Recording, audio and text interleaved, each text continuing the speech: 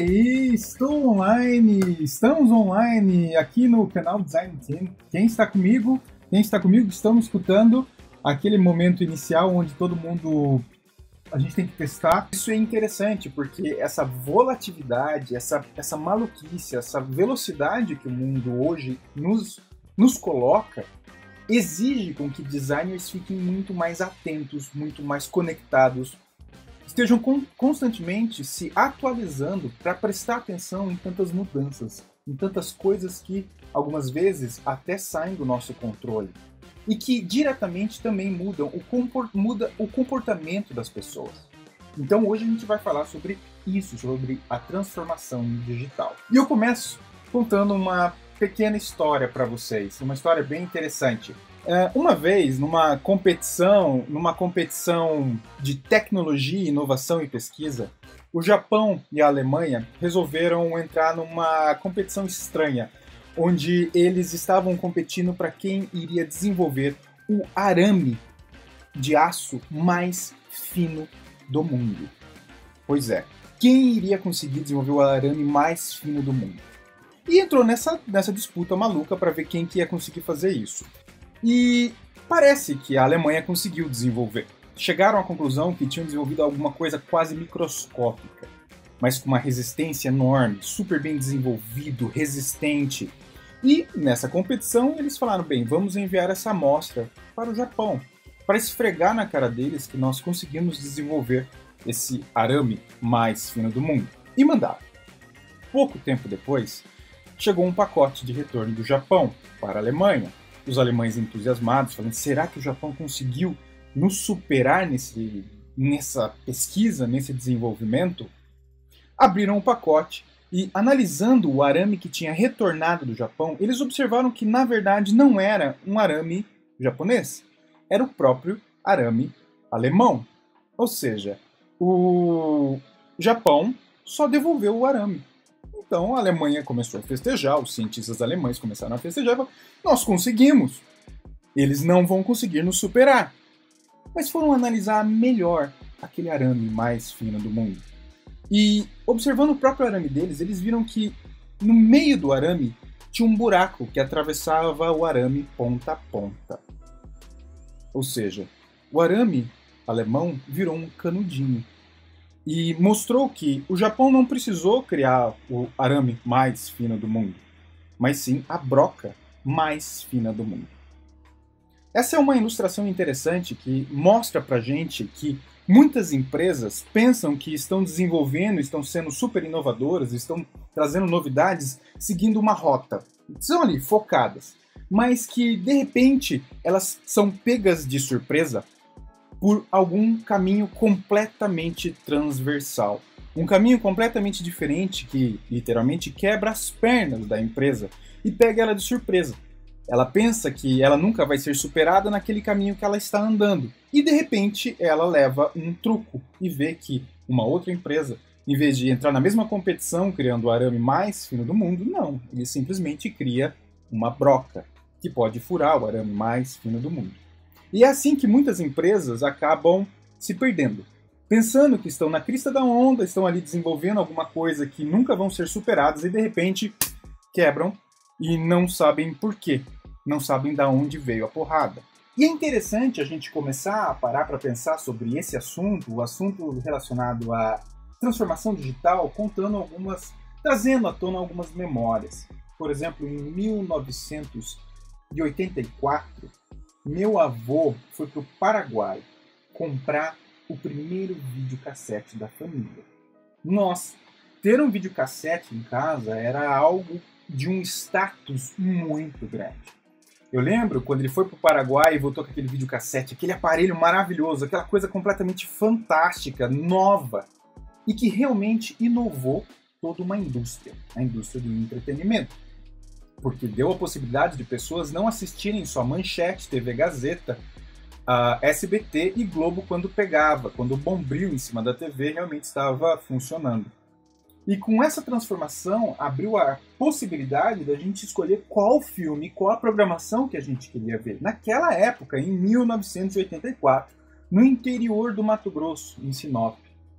Grandes lembranças eu estou trazendo à tona agora. O que eu lembro muito bem qual foi o primeiro filme que eu assisti naquele videocassete.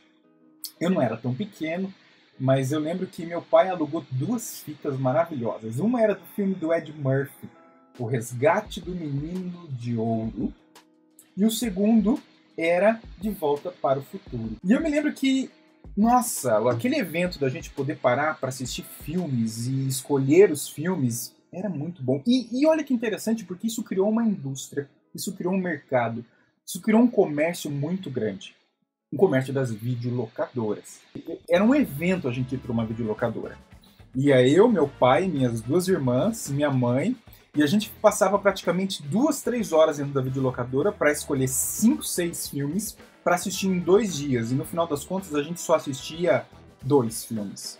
E além disso, criou todo um ecossistema, né? Você tinha multa se você não entregasse o filme no tempo certo. Você tinha que ter carteirinha. Você tinha que ter carteirinha para poder assistir os filmes, para poder ir na videoclube.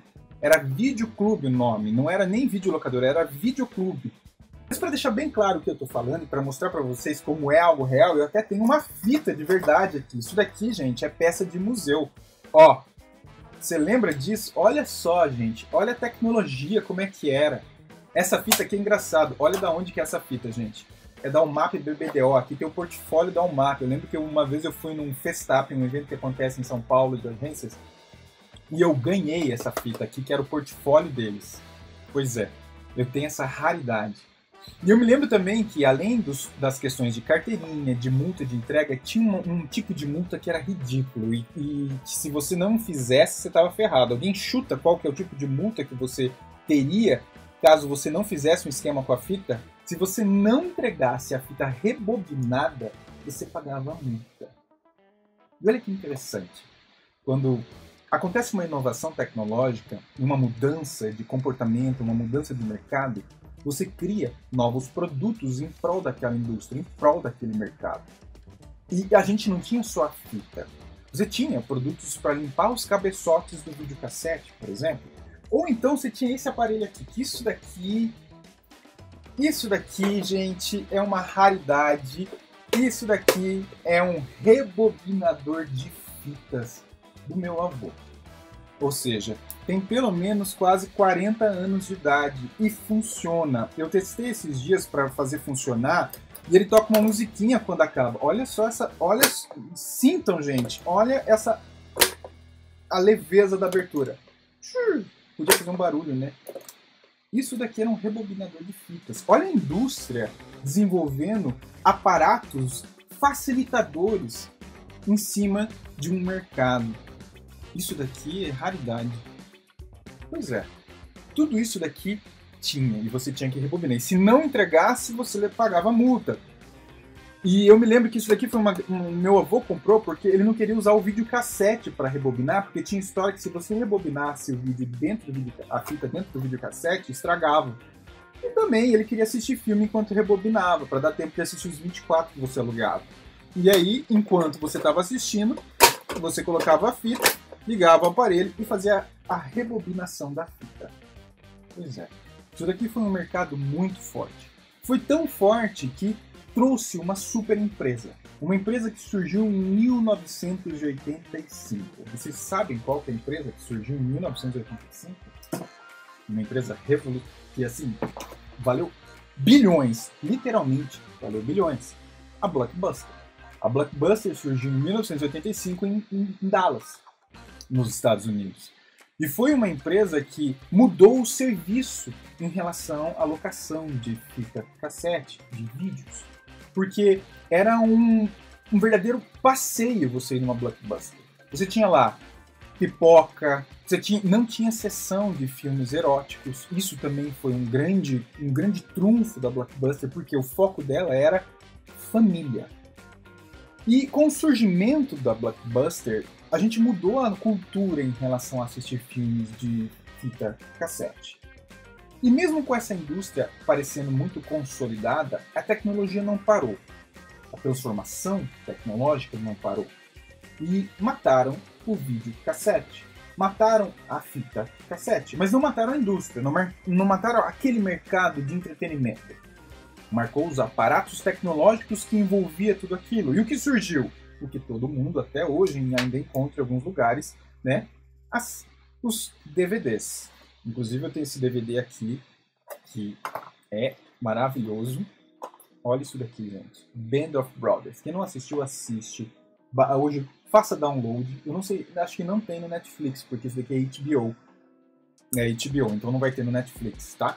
Mas eu lembro quando eu comprei isso daqui, eu assisti. E olha que interessante, porque isso daqui, o DVD, trouxe um novo aparato tecnológico. Reforçou ainda mais o mercado tecnológico, o negócio de locação. Por quê? As pessoas, a partir de então, queriam uma TV melhor. As pessoas queriam um aparato sonoro, surround, para poder assistir a qualidade disso daqui de uma forma monstruosa e muito melhor ainda. A Cris até falou, a falecida Kodak inventou a câmera digital e morreu porque não atualizou. Em homenagem à sua frase, Cris, aqui está então uma câmera Kodak, a Instamatic 233X. Esse aparato tecnológico é maravilhoso. Eu não sei se todos vão conseguir lembrar, mas por aqui nesse lugar você colocava o filme. Exatamente, o filme. E uma vez colocado o filme, você girava o filme e tirava foto. Olha isso, gente. É um aparato, é uma peça de museu que não foi queimada no Museu do Rio de Janeiro. Eu tenho várias peças de museu aqui. E nos mostra como a transformação tecnológica mata coisas, transforma coisas. Eu tenho outros aparatos aqui que são fantásticos. Por exemplo, isso daqui. Quem lembra? O Neviton deve lembrar disso daqui, Neviton. Olha isso daqui. É um disquete. E era assim que nós transportávamos os nossos dados, com esse tipo de coisa. E depois evoluímos para isso. Esse disquetinho. Outras coisas que o desenvolvimento tecnológico matou. Eu acho fantástico isso daqui. Quem tinha um desse? E o pior, que isso daqui ainda não era só usado para ouvir música. Eu usei muito para colocar arquivos aqui dentro. O que eu espalhava de vírus em tudo quanto era computador. Inclusive eu acho que deve ter vírus até hoje guardado aqui dentro. E ainda, o que é mais interessante é que a qualidade era tão boa que hoje isso daqui é colento, gruda quando você toca. Trouxe uma inovação tecnológica monstruosa, uma mobilidade da gente poder ouvir música em qualquer lugar e desapareceu. Depois dele eu ainda tenho, eu tenho outras peças raras que não são tão velhas assim. Olha isso daqui é um iPod. Estão vendo um iPod? Olha lá, o Neviton é do tempo do ARG. Eu instalei CorelDRAW com 27 disquetes, cara. Era 27 disquetes, um atrás do outro, para conseguir instalar o CorelDRAW. Pois é, não uso mais CorelDRAW. O Daniel usa. E depois desse daqui, agora eu não sei a ordem, tem esse aqui também, que não tinha interface nenhuma. Esse ainda tem, né, a rodelinha que você vai para frente e para trás. Esse daqui só tinha isso daqui, e o controle era todo feito pelo fone de ouvido, o foninho branco da Apple. São coisas que desapareceram. São coisas que vieram, trouxeram inovação tecnológica, aprimoraram os nossos hábitos de consumo, abriram mercados para outras coisas e desapareceram, porque a inovação não parou. Ela incrementou, ela desenvolveu, ela saiu do zero e trouxe novidades. A mesma coisa aconteceu com os filmes, a mesma coisa aconteceu com os DVDs. Mas naquela época, ali, eu não me lembro mais ou menos em que ano, surgiu uma empresa, como vocês já falaram, uma empresinha sutil, uma empresa tranquila, que no mesmo segmento ali, locação de DVDs, inclusive até o Daniel falou, ela mudou completamente esse cenário. Né? O Netflix veio e desajustou o universo da Blockbuster. Diz que duas mosquinhas estavam voando e de repente essas duas moscas caíram num copo de leite. Uma das moscas resolveu tentar escalar o copo de vidro, mas tentou muito escalar o copo de vidro. E o foco dela era escalar o copo de vidro, ali, aquela parede de vidro na frente dela, e ela não aguentou. De tanto ela fazer força para tentar escalar aquele copo de vidro, ela acabou morrendo afogada no leite. Enquanto a outra mosca falou, eu não vou escalar o copo de leite. eu vou tentar me debater aqui e eu vou tentar ganhar força até sobreviver dentro desse copo. E ficou ali se debatendo, sem escalar o vidro, mas ficou se debatendo. Ela se debateu tanto que a área onde ela ficou se debatendo virou uma nata, amanteigou. E ficou sólido o suficiente para ela conseguir subir em cima. E ali ela secou as asas dela e voou. Essa historinha, fofa, bonitinha e trágica, ela nos mostra que algumas empresas, por exemplo, lutam para sobreviver, lutam o máximo, aí a gente fala de resiliência, e acabam pela sua persistência, por achar uma oportunidade de mercado onde ninguém acredita, acabam fazendo a inovação e se mantém. E isso é muito comum no mercado, e a Blockbuster foi isso.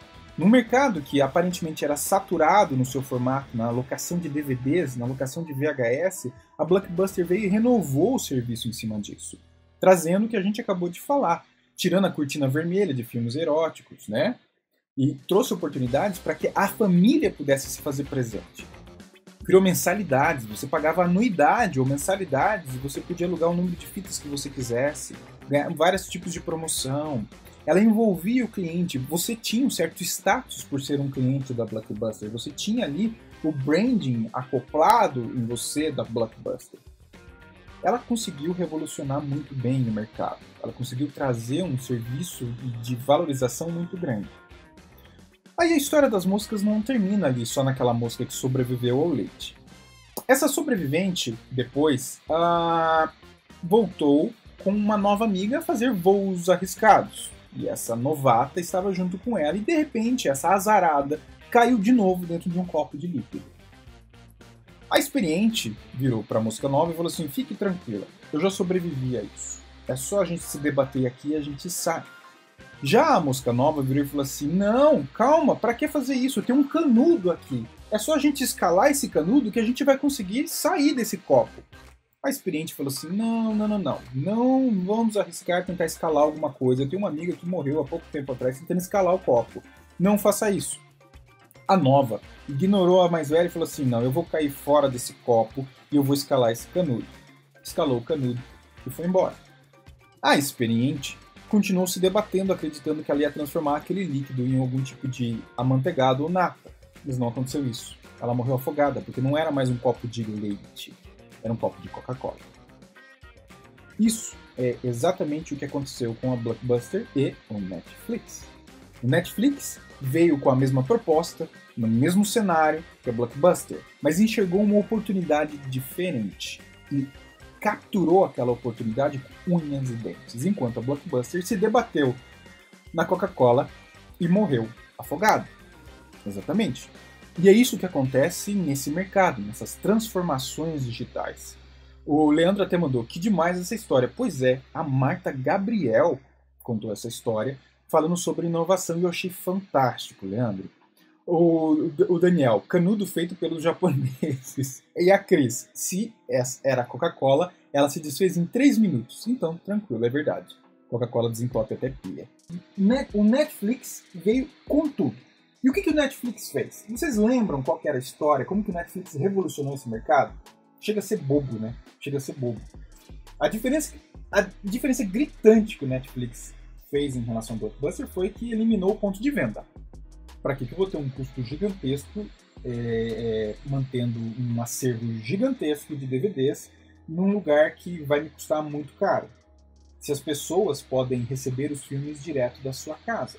Pois é, o Netflix começou logo de primeira enviando os filmes direto para sua casa, através do correio. Você buscava um catálogo, escolhia qual filme que você queria e o Netflix te mandava. Outra coisa que, exatamente, o Uber das fitas cassetes. Outra coisa que o Netflix arrebentou a Blockbuster foi a eliminação das multas. Exatamente, eliminação das multas. A Blockbuster faturava milhões com as multas de atraso, as malditas multas de atraso. O Netflix eliminou completamente a multa de atraso. E eles tinham um cálculo de margem caso o usuário não devolvesse o DVD, mas esse cálculo de margem caso não tivesse a devolução para eles era irrisório perto do montante que eles poderiam adquirir com as locações. O Netflix começou justamente assim, quebrando completamente as pernas da Blockbuster nesse sentido, mudando a forma como o serviço era feito. Quebrou as pernas da Blockbuster e o final da Blockbuster a gente sabe muito bem como é que é. Ela acabou sendo comprada pela Americanas no Brasil e hoje não existe mais nada dela. A mesma história, como a gente acabou de falar, e vocês também falaram, é a questão da Kodak. A Kodak achava que abafava no mundo das fotografias analógicas. Tanto que os dois engenheiros que criaram a câmera digital trabalhavam dentro da Kodak. Eles simplesmente viraram e falaram: olha, a gente criou aqui a câmera digital. Não devia nem chamar esse nome naquela época. Nós criamos a câmera digital. Vocês querem Kodak? A Kodak, não. Nós somos a mosca que conhecemos o leite. A gente vai continuar nadando porque a gente domina isso daqui. Fiquem tranquilos. Os dois engenheiros que criaram a câmera digital foram para a Sony. Levaram a ideia lá, a Sony adotou a ideia e é o final da história da Kodak, a gente também já sabe. Pois é. Então, isso acontece pra caramba. E as empresas, nós nem percebemos as mudanças. Elas vêm e mudam completamente nossa forma de trabalhar, nossa forma de comprar, nossa forma de usar. As empresas não percebem que, de certa forma, estão furando o cano, o arame de aço delas e deixando tudo diferente. E é interessante a gente parar para pensar o quanto nós estamos mudando em tão pouco tempo, com toda essa transformação digital. Estamos nos transformando completamente. E é pouco tempo, na verdade, é muito pouco tempo.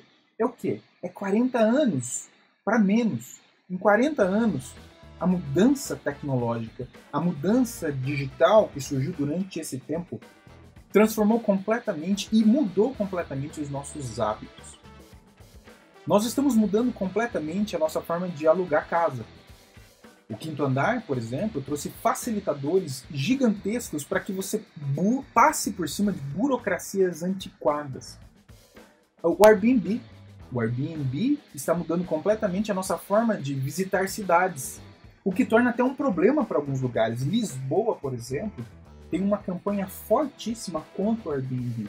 E o que acontece? Algumas empresas gigantescas vão lá e compram vários imóveis em Lisboa. E aí colocam para serem alugados pelo Airbnb. Eles não precisam abrir CNPJ de hotel, não precisam ter serviços de hotel, e simplesmente vão lá, compram e alugam pelo Airbnb. A cidade de Lisboa está desesperada por causa disso, porque os moradores, os portugueses nativos da cidade de Lisboa estão tendo que sair da cidade porque o preço do imóvel em Lisboa está altíssimo por causa dessa procura turística, por causa dessa especulação. Olha como não há só uma mudança de comportamento, não há só uma mudança em relação a isso, há uma mudança de mercado completamente. WhatsApp. A gente não é sem entrar no mérito de questões políticas, mas a gente pode ver o poder da comunicação. Estamos transformando a forma como nós nos comunicamos com as pessoas. Hoje é muito mais fácil, você ver muito isso, pessoas que estão na mesma mesa dentro do escritório estão conversando por WhatsApp em vez de levantar e conversar pessoalmente. Olha a mudança da comunicação. Outros fatores, a forma como nós ouvimos música, que inclusive está muito relacionado a esses aparelhinhos aqui que foram precursores dessa mudança de comportamento. Hoje, quem não tem um Spotify, um iTunes, um Google Music, não ouve música. Eu me lembro que antigamente, para eu conseguir escutar música, cara, eu tinha um HD. Tinha não. Eu tenho um HD aqui, isso mesmo, esse HD tem MP3, onde eu fazia downloads e downloads. Vocês lembram da briga do Metallica em relação ao Napster? Era terrível, porque eram contra a pirataria. Eles chegaram a fazer campanhas em televisão contra o Napster, porque as pessoas tinham que parar de fazer download. Hoje, temos o Spotify, temos serviços de streaming que nos possibilitam escutar música em qualquer lugar. E também nos tirou o sentido de posse, de coleção, porque a gente pode simplesmente ouvir e depois, se você não quiser mais, você desliga o seu Spotify, desinstala ele, cancela a assinatura e pronto. Há o processo também de desapego, a mudança de comportamento. O próprio Netflix, como o Nepton falou, também faz esse tipo. Emule, exato, emule. Deezer, ó, o Leandro ainda mandou o Deezer, tem o Deezer também, pra quem quer ouvir o Deezer, tudo bem, pode escutar o Deezer. Nubank, gente, Nubank. A forma como nós lidamos com o dinheiro, a percepção, a comunicação como nós falamos como instituição financeira está mudando completamente também. Eu trabalho em uma instituição financeira e posso afirmar para vocês como essas mudanças são importantíssimas, porque nós temos hoje as fintechs que vêm com uma proposta humanizada, uma proposta de proximidade das pessoas. E os bancos tradicionais, antigos, estão tendo que mudar a sua postura, mudar o seu serviço, porque senão eles vão ficar para trás. Então, a mudança de comportamento, como nós vemos a questão de dinheiro, como nós registramos a nossa vida hoje em dia, Instagram. As pessoas pararam de postar fotos e elas acabam fazendo registros diários nos Insta Moments da vida, justamente por causa da mudança de comportamento. E como a gente pega táxi?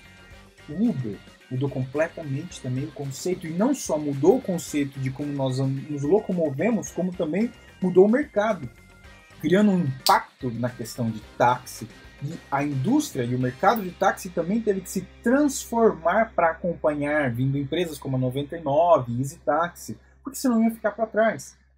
Tudo isso por causa de uma transformação tecnológica e digital.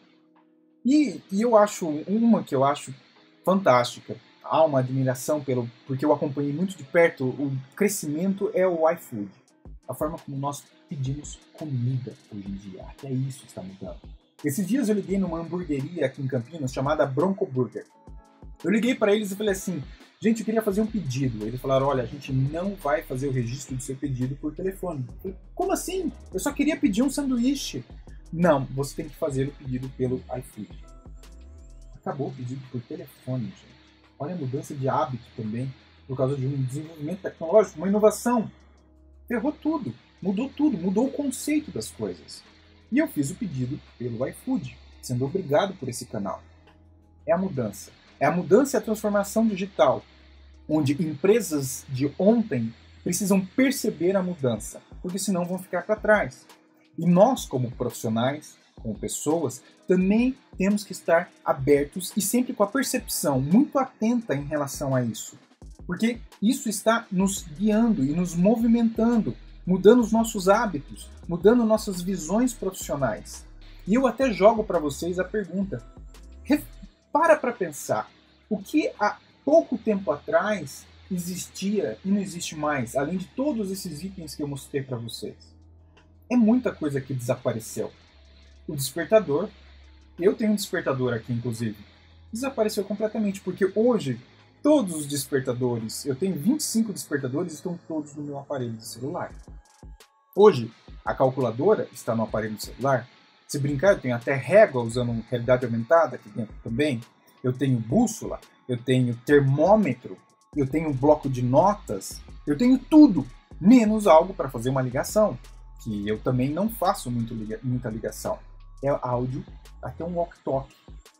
Esse dia eu assisti um filme da década de 80 onde os meninos conversavam por walkie-talkie. WhatsApp faz isso. Mudança. Tudo está aqui dentro. Mudança tecnológica. Inovação. E além de você fazer essa reflexão pensando sobre o que era do passado, o que vai desaparecer hoje daqui a 10, 20 anos? O que vai mudar completamente a nossa forma de ver as coisas? E de usar as coisas? Provavelmente o cartão de crédito físico vai desaparecer. O que mais? Talvez o próprio celular vai desaparecer. Talvez a internet mude a sua forma. Talvez o Netflix desapareça. Talvez o Netflix se transforme. E tem um autor que é o David Rogers, que ele tem um livro chamado The Digital Transformation Playbook. Vale muito a pena vocês pegarem esse livro para ler. E ele fala uma frase que eu coloco em destaque nesse meu bate-papo com vocês. O objetivo da inovação é criar um novo valor para o cliente. Ou seja, nós sempre vamos ser abordados com novos valores, com transformações que vão mudar completamente a nossa forma de consumir alguma coisa, mas que nós vamos enxergar um novo valor.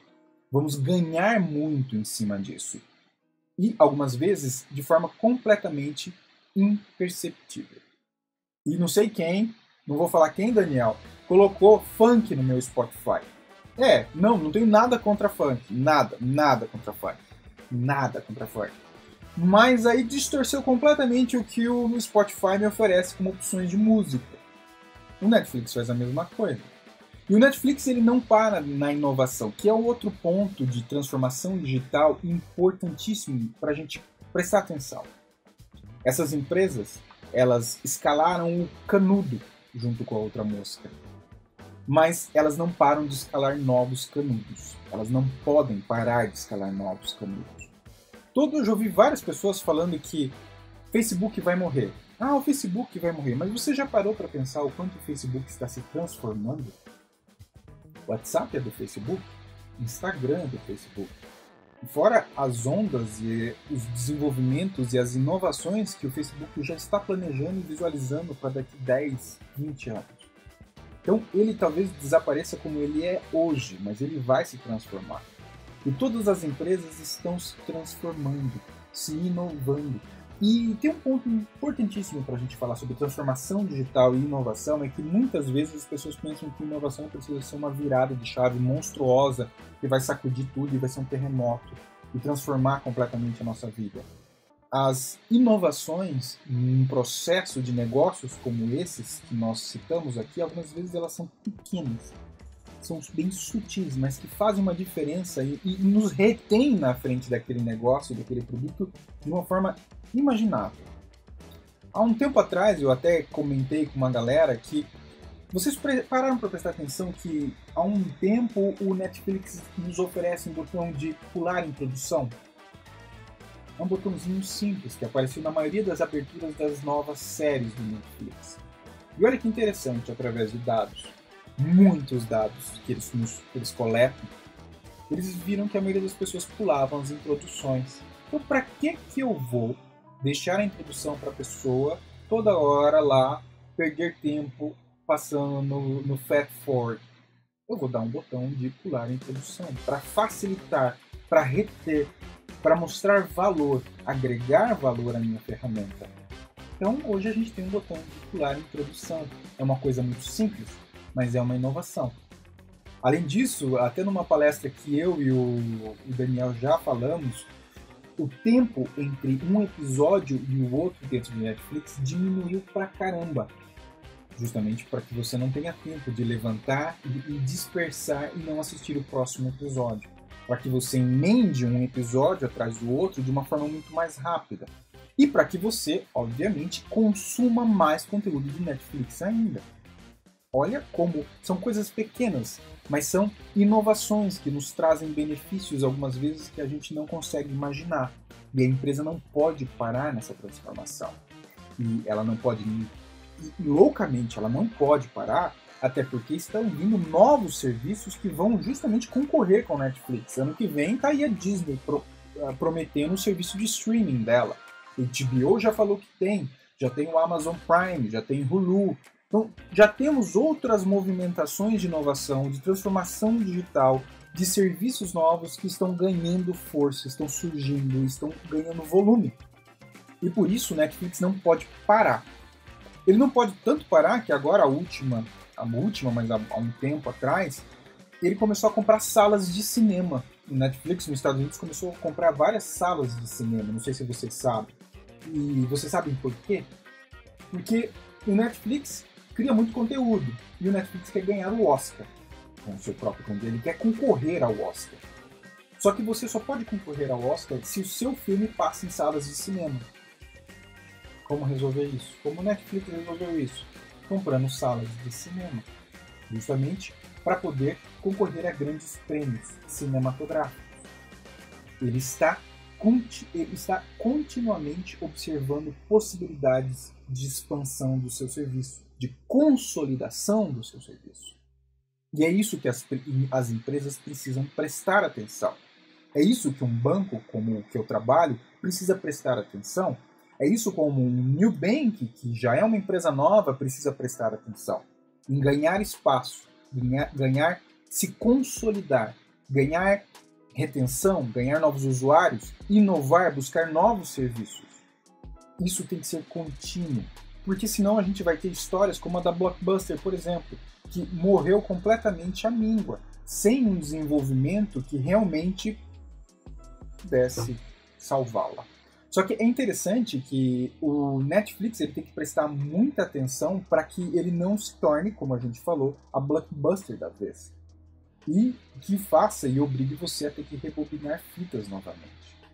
Um fator que é interessantíssimo a gente parar para pensar e prestar muita atenção de uma forma muito ampla é o que Samsung, Amazon, Apple e Google também podem aprontar no futuro. Se uma dessas empresas, por exemplo, resolve entrar no mundo financeiro, o que vai acontecer com as fintechs? O que vai acontecer com os bancos tradicionais? Algo que tem que estar no radar de todas as empresas que estão agora no momento de sair do seu canudo. Porque pode surgir uma nova mosca, uma mosca muito maior, muito mais forte, que já tem uma estrutura muito mais completa e simplesmente mudar completamente o mercado, porque já tem uma força imaginável. Então, é importantíssimo como missão a gente parar para prestar atenção como a transformação digital está atuando, está transformando a nossa vida, os nossos hábitos, e como as empresas, e nós dentro das empresas, precisamos ser pontos focais para incentivar os dinossauros, como o Neviton falou, a prestarem atenção que se eles não mudarem, se eles não acompanharem a transformação digital, eles vão ser como uma câmera da Kodak, eles vão ser como um flop disk, esse é o nome do flop disk, ou então como uma fita cassete que está dentro do meu rebobinador. Você como um profissional, seja de design, seja de inovação, tecnologia, desenvolvimento, você precisa ser um agente de transformação na empresa que você está, para trazer a atualização, para conseguir fazer a movimentação da onde você está para enxergar tudo isso e para onde a gente vai. Não precisa ser um núcleo de inovação para fazer esse tipo de coisa, não precisa estar retido dentro de uma sala de 4 paredes, tá? Não. Você, seus colegas de time, todos que têm essa visão mais aberta sobre a importância da transformação digital, precisam ser agentes dentro das empresas para trazer isso para os seus clientes também, tá? E para os seus usuários. Gente, eu acho que eu falei pra caramba, falei mais de 1 hora aqui com vocês. Então chega. Esse era o meu propósito, era apresentar esse bate-papo que eu já fiz lá com o pessoal da PUC, apresentar para vocês. Muito legal, muito obrigado por vocês serem fortes e participarem comigo. Obrigado, Neviton, Cris, Alexandre, Leandro, Frota, quem mais? Daniel Furtado, muito obrigado. Giovanni, muito obrigado também. Os agradecimentos finais. Cadê? Tem mais gente aqui, ó. Tem um monte de gente. Não vou conseguir falar para todo mundo, mas ó, muito obrigado por vocês terem participado. Obrigado mesmo. Mandem lá seus comentários, o vídeo vai ficar online.